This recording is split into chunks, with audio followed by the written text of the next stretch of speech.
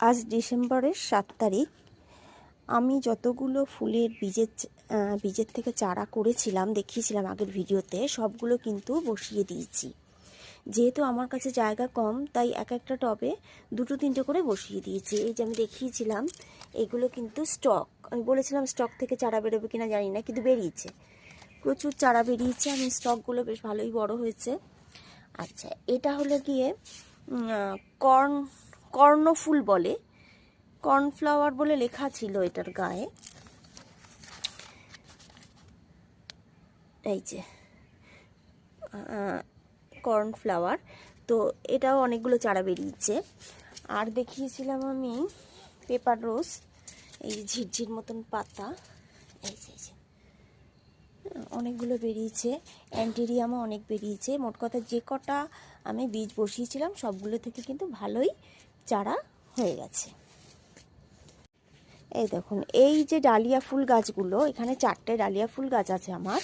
এই ডালিয়াগুলো কিন্তু আমি বীজের থেকে তৈরি করেছি। অনলাইনে বীজ আনিয়েছিলাম, মোটে 4-5টা বীজ ছিল, তো 4টে থেকে 4টে গাছই হয়েছে। আর দেখুন সবকটা গাছে কিন্তু কুড়ি এসে গেছে। যারা এই সময় গাছ কিনে আনছেন, ছোট্ট ছোট্ট খুব ছোট গাছ যদি নিয়ে আসেন, যেমন ধরুন এরকম ছোট সাইজের গাছ নিয়ে আসেন, তারা কিন্তু এনে সাথে সাথে কোনো সার দেবেন না।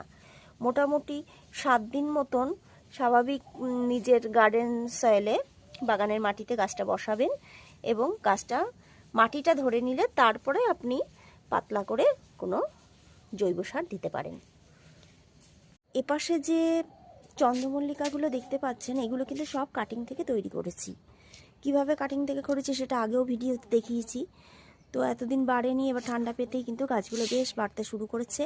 আপনারা চেষ্টা করবেন একটু বড় সাইজের টব নিতে। আমার এখানে টবের সাইজটা ছোট হয়ে গেছে, টব নেই, বাধ্য হয়ে দিতে হয়েছে। একটু বড় সাইজের 8 ইঞ্চি টবে কিন্তু এই চন্দ্রমল্লিকাগুলো খুব ভালো হবে।